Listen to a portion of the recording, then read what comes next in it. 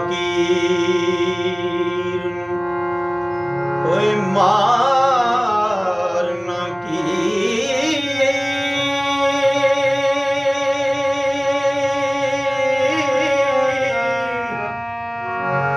ਜਿੰਨਾ ਇੱਕ ਅੱਲਾ ਦਾ ਆਸਰਾ ਏ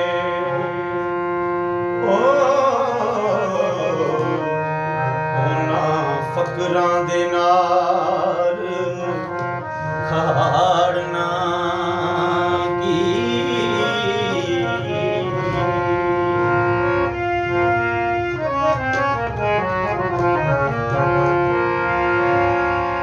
ਜਿਹੜੇ ਕੰਨ ਪੜਾ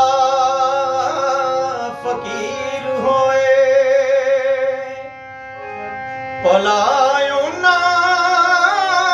ਦਾ ਪੜਤ ਨਾ ਪਾੜਨਾ ਕੀ ਥੋੜੀ ਗੱਲ ਦਾ ਬਹੁਤ ਵਧਾਨ ਕਰਕੇ ਤੇ ਸਹੁਰੇ ਕੰਮ ਨੂੰ ਚਾ ਵਿਗਾੜਨਾ ਕੀ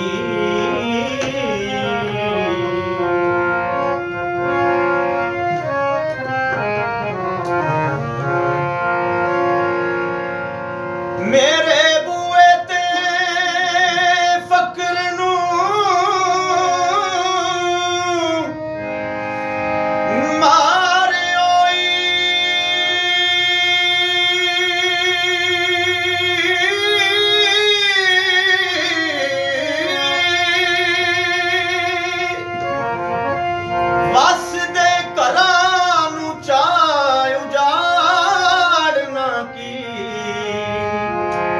ਜਿਹੜੇ ਇਸ਼ਕ ਦੀ ਅੱਗ ਦੇ ਨਾਲ ਪੁੱਜੇ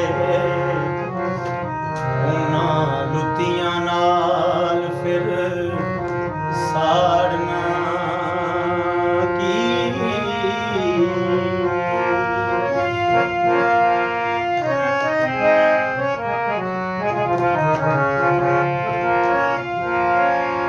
ਜ਼ਾਤ ਹੱਕ ਦੀ ਵਿੱਚ ਜੋ ਮਹਿਬ ਹੋਏ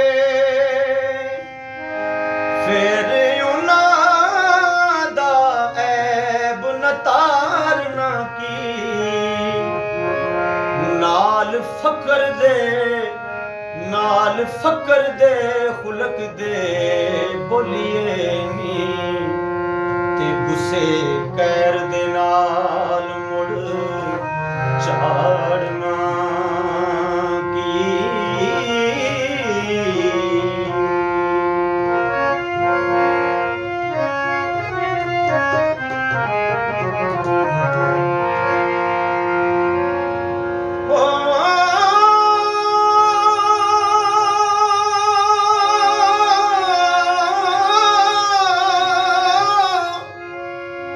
ਜਿੰਨਾ ਅਲ ਨੇ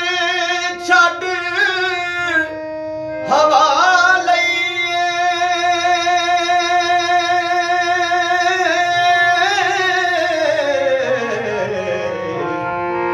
ਫਿਰ ਉਹਨਾਂ ਨੂੰ ਅੰਦਰੀ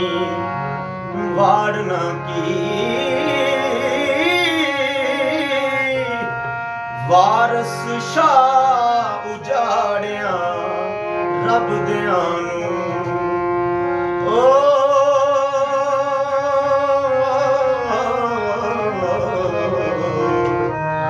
ਹੱਥੀਂ ਆਪਣੀ ਚਾਹ ਉਜਾੜਨਾ ਕੀ